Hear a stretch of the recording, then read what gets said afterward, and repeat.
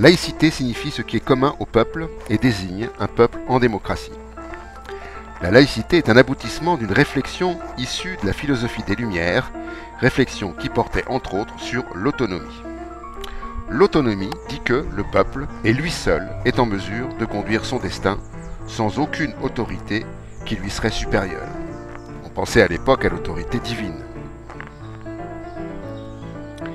La laïcité définit donc ce qui est commun à un peuple, ce qui doit faire peuple.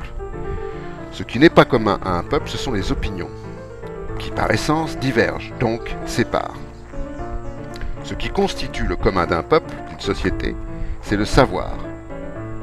Le savoir n'est pas une opinion. La laïcité propose de mettre en commun la connaissance pour constituer un peuple, une société, et de laisser l'opinion en dehors du commun. La religion est une opinion, elle ne peut donc constituer le commun d'un peuple. La laïcité aujourd'hui ne s'est pas affranchie des conditions de sa naissance, c'est-à-dire son combat contre l'opinion religieuse. Or, la laïcité doit remettre les opinions à leur place, que ces opinions soient religieuses ou non.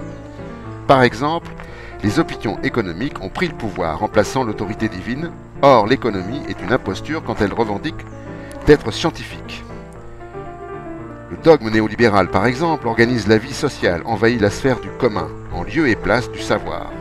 Si la France était un pays laïque, ce dogme, comme d'autres, ne présiderait pas au destin commun. La laïcité doit préserver ce qui nous permet de vivre ensemble.